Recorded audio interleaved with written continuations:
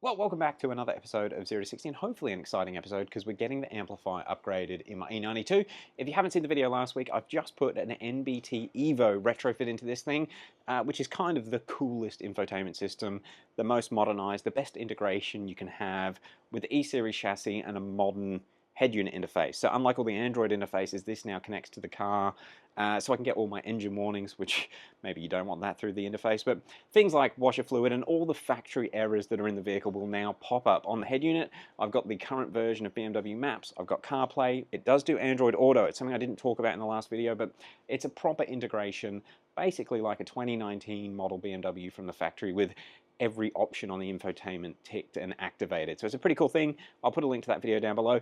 But we did encounter an issue where the phone calls from the NBT EVO do not work with the factory Logic 7 amp. Now, there's also the issue that I've had. So this car, for the 4 or 5 years I've had it, I used to have a 12-inch subwoofer in the boot, and that's how I got away with not having great bass from the factory system. Now, I must admit, I'd always ran the Logic 7 system with a 3.5mm audio in source, so either from my iPhone or when I had the Android units, it was always through the 3.5mm audio jack. I gotta say, the NBT unit with a full digital connection to the factory Logic 7 amp sounds pretty good. It definitely sounds better than it did with the 3.5mm input. Now, that's not a dig at the Android units. I'm just saying that the 3.5mm input is not as clear as a full digital audio signal getting to the amplifier. And while we're talking about that, something else that is relatively important to get your head around this sort of thing, the Logic 7 amplifiers, in fact all of the factory BMW amplifiers, they have a level of digital signal processing going on. So they have each of the channels high passed or low passed or time corrected or whatever they need to do to tune the factory audio signal to be as good as it can be. And that's also something you should probably be aware of. A lot of factory audio systems, if you took the audio system out of an E92 and put it into, say, a Toyota Corolla, it wouldn't sound very good because it is tuned from the factory to perform as good as it can in this car. However, they're still not great. They're still a relatively low power system, and that's where upgrading your amplifier can be really, really good. Now, that's something that I did with my E91. I did that about 2 years ago, also with Bimmertech stuff, and it was because of that car and how good it was. That's why I got onto Bimmertech when I wanted to give this a little bit of a tickle. Well, I needed to give this a little bit of a tickle because of the phone call issue, but I also kind of want to get rid of the 12-inch sub. This car is turning into a bit of my perfect version of an E92. It's going to end up with a pretty cool setup, good engine, transmission. It's going to be pretty sweet, and hopefully you're watching that series, which will be a link to below. I didn't like the idea of having an aftermarket 12-inch subwoofer just stuck in the boot. If needs be, in my head, I was going to do a custom boot install with a subwoofer that was actually fitted into a custom enclosure, and it looked factory, not like you got this aftermarket box. But I'm hoping, and I'm pretty confident that this amplifier is going to make enough bass and clarity with the factory speakers that we're going to be good. And that's based on basically what happened with my E91. The Bimmertech amps are really next level. So let me show you a little bit about the amps. Okay, so this is basically the amp kit that comes from Bimmertech for the LIGHTWAVE amp. Now when I say kit, you do have to option up the basic toolkits, but if you don't have the toolkits, these are probably the cheapest way you can get the equipment needed to install one of these amps. And something that Bimmertech have always done, they try and make it so that it's easy for anyone. If you've got no understanding or ability of what you're doing, you can contact them. They've got full instructions through your account through Bimmertech, and it shows you how to plug everything in, and actual support. A lot of their products require custom coding, not so much on what we're going to be doing with this install, but a lot of their amplifiers, they have custom tunes, and they're there to help you do all that sort of stuff, and it's included in your purchase price. Now, what I have here, we have the plug-and-play harness. This is the factory power and speaker connector, I suppose, interface. Obviously, this one's going to go into the car harness, and then this one connects to the Bimmertech amp. Something you do need to keep in mind, these amps, Bimmertech have basically designed this system to work in both E-Series and F-Series cars. That's why some things will be a little bit weird, which we'll get to in a second. But we've got a plug-and-play harness. Now you'll notice this harness does have an RCA output for a subwoofer out. This is a great way to have, if you do want to go crazy, you want to put a couple of 15s in the boot or lots of 12-inch subwoofers or whatever, you can use the DSP in this to output a specific subwoofer channel for basically aftermarket speakers, and then you can retune this to suit the new subs and maybe low pass the subs that are under the seat, which are really a mid-range in these cars. But Bimmertech have thought of that. So this is sort of, if you want more than this is probably the best way to go to the next step of car audio as well. And we've got things like remote out coming out of this plug-and-play loom, basically. So it makes it much easier to integrate not only this amp, but if you want to go nuts and go to the next level of car audio as well, comes with a USB cable, which is in there. Now that will be if we need to do any of the DSP tuning. This little plug here is the MOST connector. Now it's got nothing in it. Now I'm guessing, this is a big broad assumption, that this MOST connector is probably an F-Series one. So if you've got an F-Series car, it'll plug straight in. If you've got an E-Series, you need to repin your MOST wires. We'll get to that shortly. We have power and ground cables. You'll notice they've got these, they look like ferrules on them. However, the amp connector here is it's just a push lock. There's no screws or anything on it, so it's getting its power like that. There's no screws to get to the power cable. And that goes to show, this does look like a relatively small package, but I cannot stress enough, this draws a lot of power and it makes a lot of power, and it's bloody heavy. I wish I had some scales to weigh it, but that is a heavy lump of metal right there, even though it's in a relatively small form factor. Now let's get on to the power figures. So, the factory Logic 7 system, it was a pretty incredible system for its time. So we've got basically a mid-range, a high range or a tweeter in the door, and then we've got a low-end speaker under each of the seats. We have a center channel up the front, and then in the back we have, hopefully you can see there, but we've got a mid-range and a tweeter in the back as well. So that's quite a lot of speakers for a 2005 model when these vehicles were basically originally released. In fact, the Logic 7 system was initially developed for the E60, E65 7 series, which came out in about 2001 or 2002. So essentially this is a 22-year-old sound system now, and you can't deny it's pretty impressive. Now the way that they did it, this actually has 13 speakers in the vehicle, and the amplifier in the boot, the factory Logic 7 amp, has 9 outputs. Now I believe that has a little bit to do with the E65s, those 7 series. They only had a 9-channel speaker system. They didn't have as many as the E90 for some reason. Now with the factory amplifier, I couldn't get solid information. Reading a few different forum posts, there were people that referenced different power ratings for the factory amplifier. I think the most accurate info I can get is the amplifier in this car in total was 380 watts RMS. Now that's no BS, that's factory RMS power across the 13 speakers that are in this vehicle and the 9 channels that this amp spreads that audio through the vehicle with. So something to keep in mind, I couldn't find out exactly how that power is distributed. Some people say some channels are 40 watts and some channels are 70 watts. I assume the 8-inch speakers under the seats are what's getting the 70-watt channels, and then everything else gets the 40 watts. And I'd imagine the way that they were sharing the channels with things like these 2 speakers would get 40 watts. Now keep in mind this is RMS, that's still a fair bit of power, and this is a loud stereo. In fact, we'll get on to the stereo comparisons later in the video. Right now, this is a loud stereo. It just doesn't have the punch or the clarity that I'd really like. It's just a bit muddy the way it is, and I'm hoping the LIGHTWAVE amp's going to fix that. Now let's go to the LIGHTWAVE specifications. So this bad boy, it's not just an amplifier, it has a built-in DSP, or digital signal processor, and that's how it decides what part of the audio signal is sent to which of the channels. It is a 10-channel DSP, however the amplifier that's in here is only a 9-channel amplifier, and it looks like they run 2 different levels of power depending on what speakers are being powered. I'm reading the specs here to make sure I get it correct.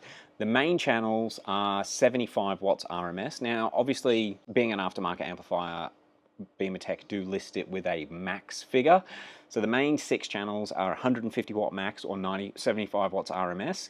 The 2 subwoofer channels are 300 watt max or 150 watt RMS. So this amp is going to have nearly as much power going just to the subwoofers as the Logic 7 amp has going to every speaker.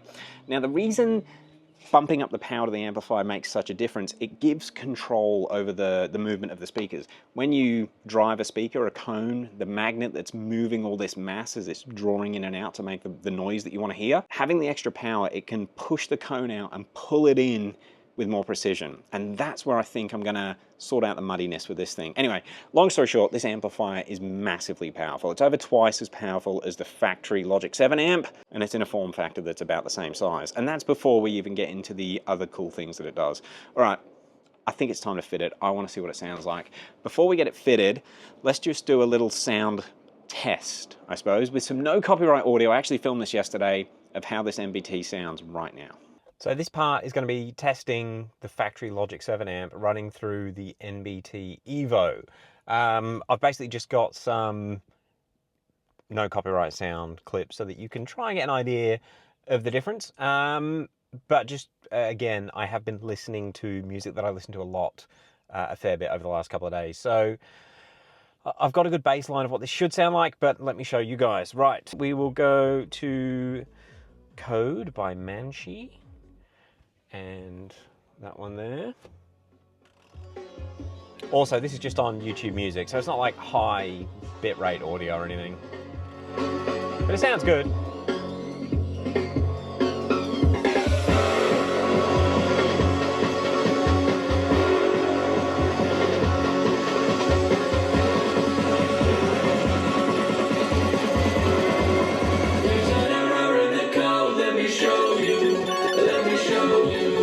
Look.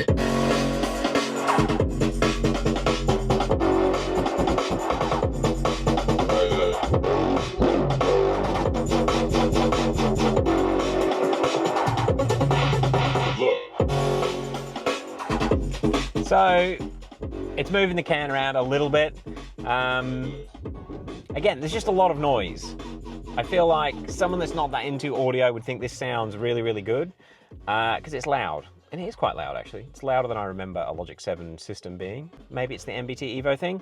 All right, let's try it with the new amp. So it's time to get on with the install. I'm hoping it's going to be relatively easy to do. The amplifier, in fact the entire stereo that I did from Bimmertech and the E91 was sort of a 2 or 3 hour job.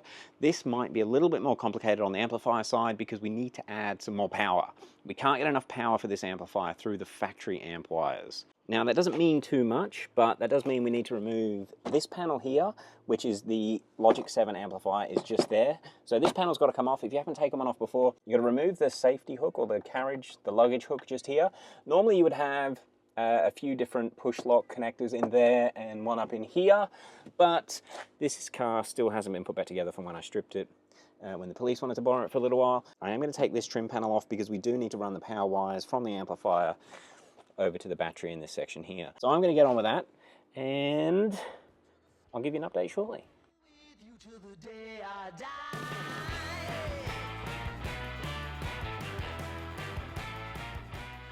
Well, it's safe to say I've probably worked on too many Beamers. I could have sworn the amplifier was on the rear wheel arch, but it's not. It is right down there. That is actually the Logic 7 amplifier. So to get to it, we've got to remove this frame.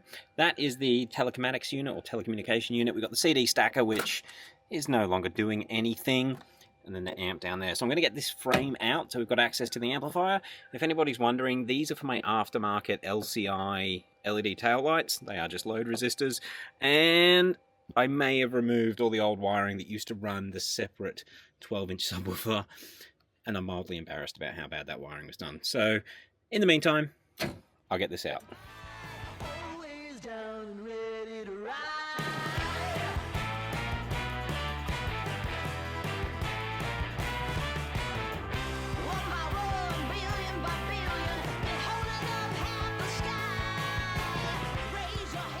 Okay, so that's all the bolts removed, and we should now be able to pull the frame out that holds the main amplifier. Just got this little tab. Now, you do want to be careful because this is fiber optic, and if you crack the fiber optic, it will be really annoying to fix. A single break in any of those green wires or green fiber optic lines anywhere in the car, and you get no audio. It's really annoying. Okay, so that is the main amp out. What is that?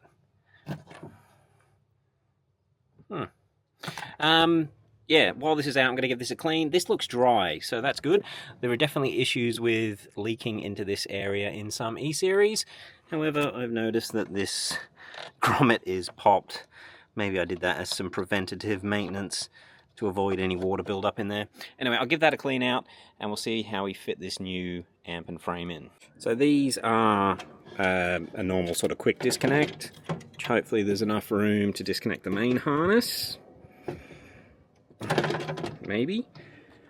She's a bit tight.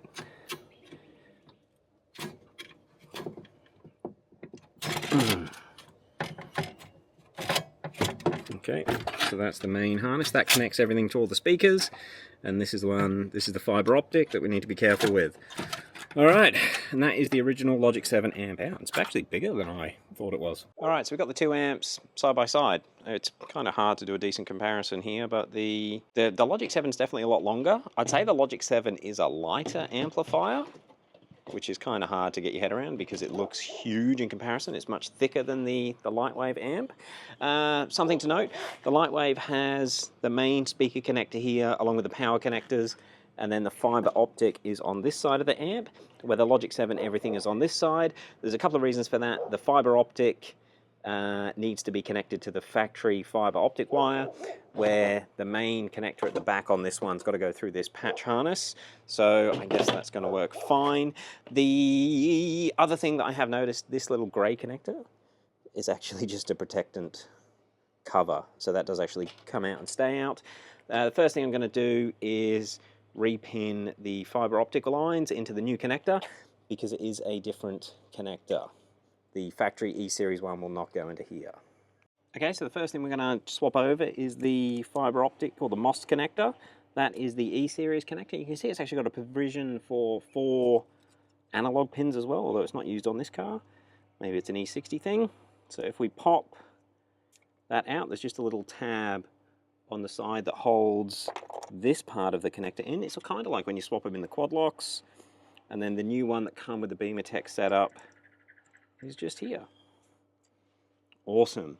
And it's little things like that that Bimmertech make doing these installs a lot easier. I know there are now other fiber optic amps that are out there, but if you want to put one in a BMW, you've got to work all this sort of stuff out, and you've got to get the connectors to connect it to the aftermarket amplifier. Bimmertech just make it easy. All right, again, I'm going to vacuum this out, and then we'll mount the new amp in there, I think. All right, so I've got the amp here. Now I've put the patch harness on first. I'm just going to basically see how close it gets to sitting in nicely. First I'm going to plug in is the fiber optic. That clipped in nice. Then I'll slide it down in its hole. Make sure we got the right bracket from Bimmertech, and we do. That hole's going to line up. Both holes are going to line up. That's going to sit there nicely. I don't need to use any of these connectors for now. But let's see how this one goes together. So this is the factory Logic 7 wiring. And I'll try and get it around the right way. I think it'll work better. So that clips in there. Oh, it's tight, but that's where you want it. That's in. That's basically the amp wired in for now. We have got the 2 power cables. Now I haven't got these plugged into the battery yet because they're loose and they would arc. So I'm going to go under that wire there and into the negative terminal. Oh, it's quite a nice fit actually. It's like some sort of push lock connector. That's in. Okay, so we've got the 2 battery ones. That seemed easy. I guess if I connect these up to the battery, we can test it. Okay, so a bit of an update. Because I'm a child, I powered it up and then started playing with it, and I've broken it already. But I'll show you what's broken. Okay, so we now have the amp in there. The power wires are connected. The positive wire is currently not connected because I blew the fuse already. Now, in the interest of being transparent, I don't know if this is something that Bimmertech want people to know about, but the amp draws enough current when you're listening to heavy bass to blow a 50 amp fuse. That, I don't know if that's good or bad. I mean, it's kind of good on Bimmertech's behalf. I was listening to some heavy bass up loud. I was thinking this shot's going to be great because I'm going to get the can bouncing around on the seat, which it was. It sounded freaking impressive.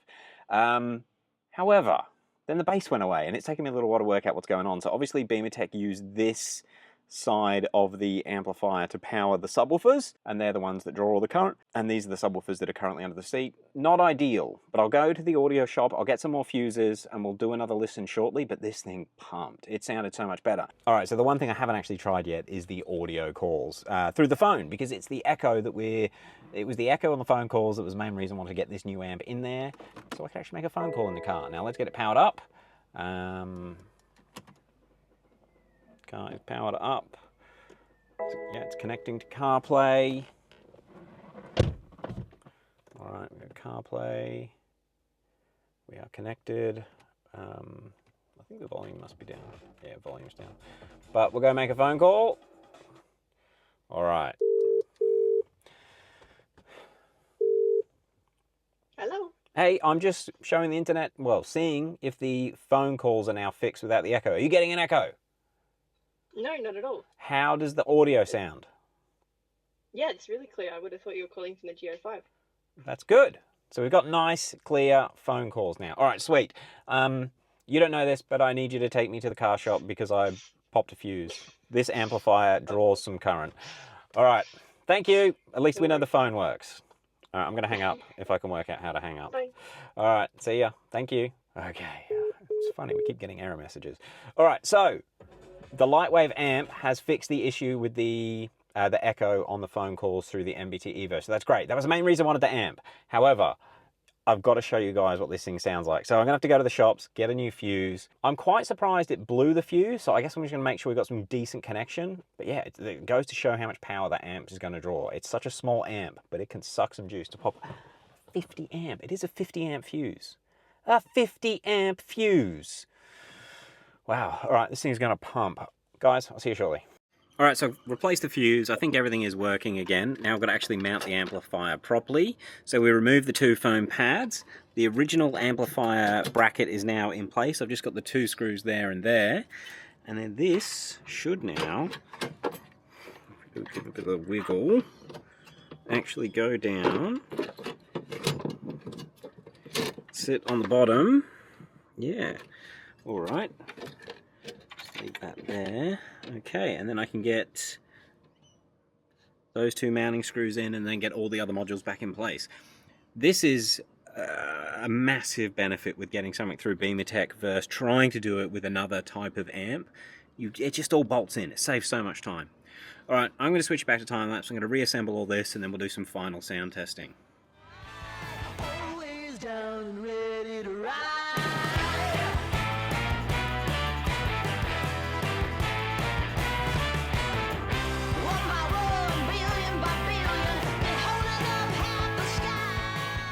Okay, so I'm back from the auto parts store and I think I fixed the issue, and the way I fixed it is the way you fix any fuse that blows is by putting a higher amperage one in.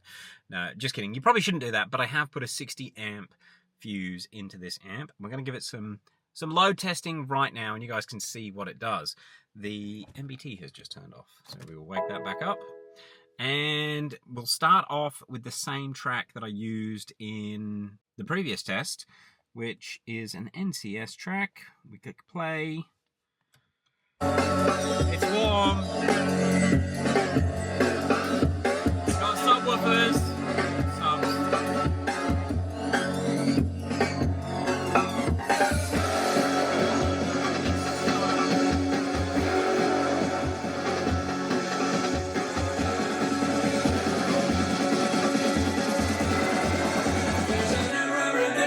Let me show you. Look.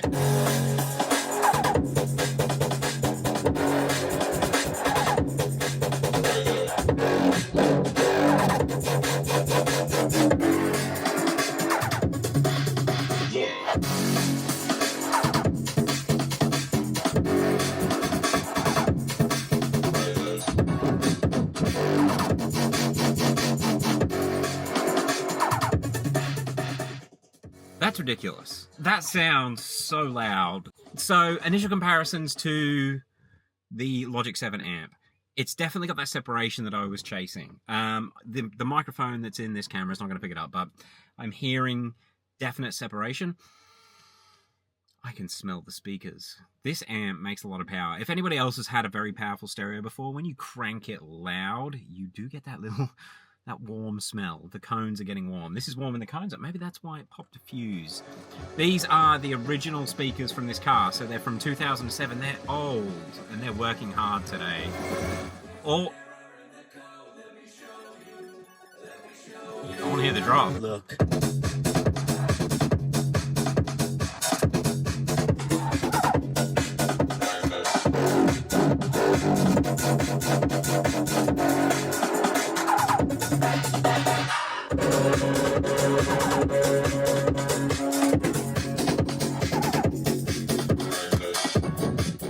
I hope you can see that, but the can is moving about 5 mil off the seat, which it wasn't doing with the factory Logic 7. This thing is loud. Okay, let's talk about some features. It sounds freaking good. The way that it's tuned out of the box is pretty much perfect.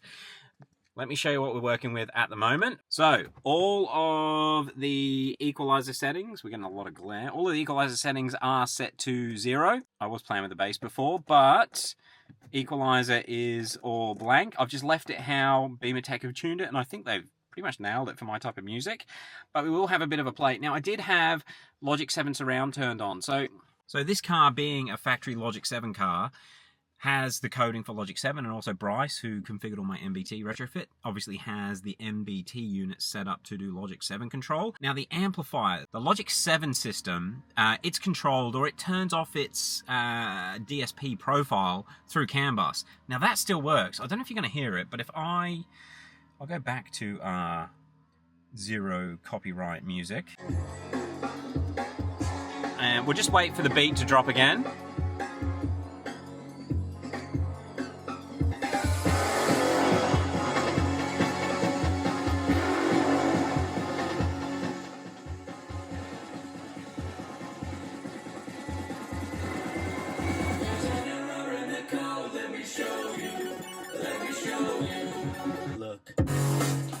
Now, if I turn Logic 7 off,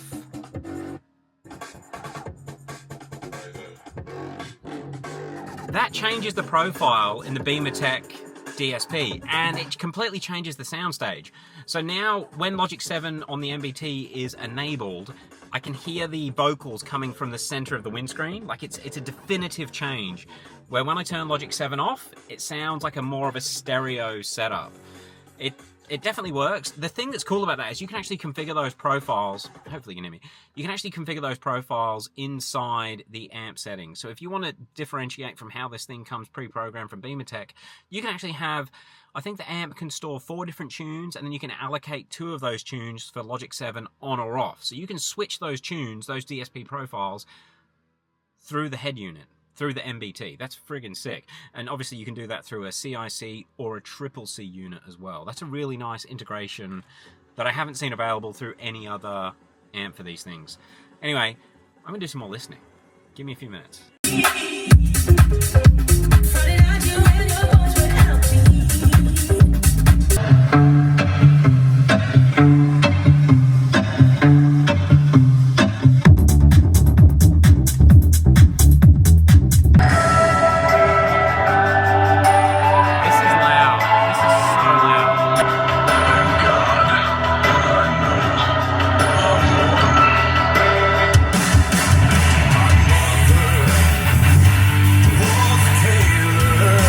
Body breathers, yeah, I proved you wrong like fuck all my features. You're your diva, not keeper. Oh, right, it's getting warm. I need to give you a bit of a summary on this. So, initial thoughts, the thing pumps. It obviously is putting out some power because it blew the 50 amp fuse, and that fuse only seems to be driving the subs. Now, there's something that has warped my perception of BMW radios, and that's the Bimmertech system that I put in the E91. That had the previous generation Alphatech 8-channel amp. I think it was 8-channel, but it was the one that was designed to work with the hi-fi system, not Logic 7. And that amp, when I did that video, I remember putting the amp in and going, this thing pumps, and it made a massive difference. But then I put the Bimmertech speakers in, the full speaker set, and that made another difference. And I'm kind of comparing this system to the full Bimmertech system. Right now, this thing hammers. It draws a lot of power. It's done what I want it to do. So it's separated the highs, the lows, the vocals, the instruments. It's made the music a lot clearer. I've been listening to a lot of more vocal music lately, not electro or heavy. And with the Logic 7 turned on, which loads a certain profile in the amp, this thing sounds amazing. The soundstage is brilliant. In fact, at sort of up to half volume, this sounds better than the E91. However, the E91 didn't have the center channel. Normally, you don't run a center channel in a high-end system, but this thing just sounds so crisp, so clear. Keep in mind, the E91 is running through a 3.5mm aux cord, so that is something that's a downside for it. But all in all, this thing sounds really, really good. However, I feel like I need the Bimmertech speakers. I think that's what I'm going to have to do really to take it above what the other system that I have is. And I want this car to be the best. I want this to be spot on. But if I hadn't heard a full Bimmertech system, this would just be staying as it is. It makes so much of a difference. I was trying to film it and I ended up doing some slow-mo clips. This is here for a reason. I wanted to see it bouncing on the seat, and I watched the clips back and I don't think you can actually see it bouncing, but we'll see. I'll see what we can work out in the edit. But yeah, the factory Logic 7 amp wouldn't lift the can off the seat. The Bimmertech one does. But again, it's putting out a lot more power. I'm slightly concerned about these 14, 15, God, they're nearly 18-year-old speakers that are in this car. Like, it's an old stereo. It's been in Queensland sun. I know the cones are going to be dry. They're not going to be as good as they were when they were new, but very, very happy with it. I need to thank Bimmertech. They have supplied this amp. It is a sponsored video, but it's not like I must say good things. And Bimmertech haven't asked to see this video before it goes live, so they've been really good. In fact, Bimmertech have been a great company to deal with. They are really targeting the DIY market, which is why I think they support a lot of YouTubers, showing guys how to do these sort of things themselves. If you get the Bimmertech toolkit, if you have no tools, you buy that basic toolkit, you can get this amp installed.